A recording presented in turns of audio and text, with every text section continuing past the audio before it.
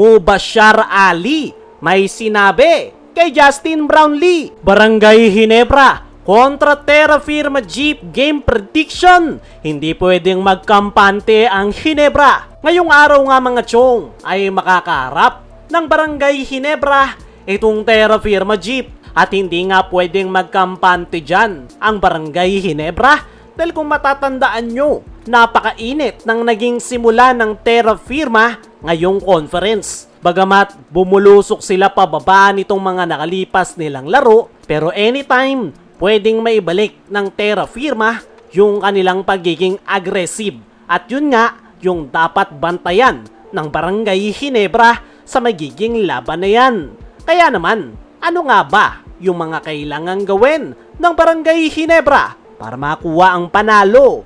Una, sa kanilang listahan ay kailangang malimit ng Ginebra yung mga kamador ng Terra Firma. At yung pinakakailangan nga nilang bantayan ay itong import ng Terra Firma na si Mubashar Ali. Grabe yung pinapakita nito sa mga nakalipas na laro ng Ginebra kung saan nag-average ito ng 26.5 points per game, 18.5 rebounds, at 2.2 assists per game. Diyan pa lang, makikita mo na ito talagang import ng Terra Firma yung magiging malaking threat para sa Barangay Ginebra. Isa nga itong dominante sa loob ng painted area at alam naman natin na isa sa kahinaan o pinakakahinaan ngayon ng Barangay Ginebra ay yung kanilang depensa sa loob ng painted area.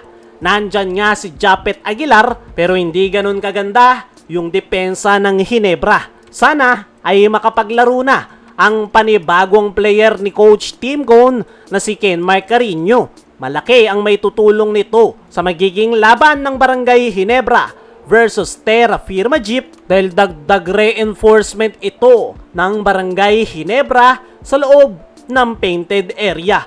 Pero bukod kay Mubashar Ali, isa pa sa mga threat na kailangang mapigilan ng Barangay Ginebra ay itong high scoring guard ng Terra Firma na si Jerick Ahanmisi. Yes, itong si Jerick Ahanmisi ang isa sa pinakamainit na player ngayon. Hindi lang sa Terra Firma, kundi buong conference. Grabe yung pinapakita nitong performance, lalong-lalo na yung kanyang mga outside shots. Kaya naman, kailangang mapigilan ng Ginebra itong si Jerick Ahanmisi na makakuha ng bola at huwag hayaan na makatira pagdating sa 3-point area.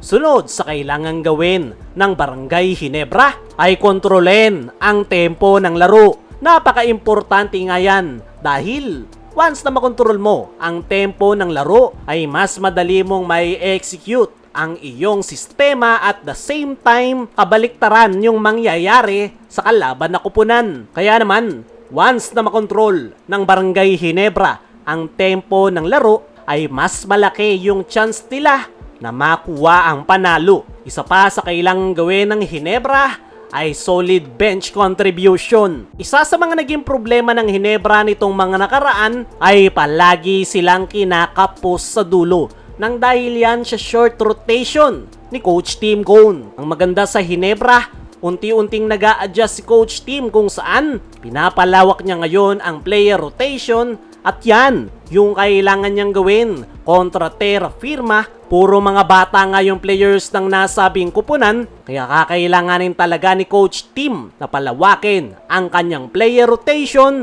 para hindi sila mapagod at maubos sa dulo. At para sa ating game prediction mga chong, ay hindi pwedeng magkampante ang Barangay Ginebra. Kayang-kaya nila ang Terra Firma pero pwede silang malason ng nasabing kupunan. Kaya mga chong, sino sa tingin nyo makakakuha ng panalo? I-comment mo lang dyan sa ibaba. Samantala, Mubashar Ali may sinabi kay Justin Brownlee. Ito nga ang si Mubashar Ali mga chong ang isa sa pinakamagandang ipinapakita ngayong conference. Pero sa kanyang naging latest interview ay hindi na nga daw ito makapaghintay sa kanilang magiging import matchup kontra Justin Brownlee. Aware nga raw itong si Mubashar Ali na si Justin Brownlee ang sukatan na import sa PBA. Naririnig-rinig niya nga rin daw na si Justin Brownlee ang Michael Jordan ng PBA. Kaya naman hindi na makapaghintay ang nasabing Terra Firma Import na masubukan si Justin Brownlee at patunayan na si Brownlee daw ang Michael Jordan sa PBA. Kaya mga chong, ano ang masasabi nyo sa sinabi na yan ni Mubashshar Ali kay Brownlee? Sino rin sa tingin nyo ang makakakuha ng panalo? I-comment mo lang dyan sa ibaba.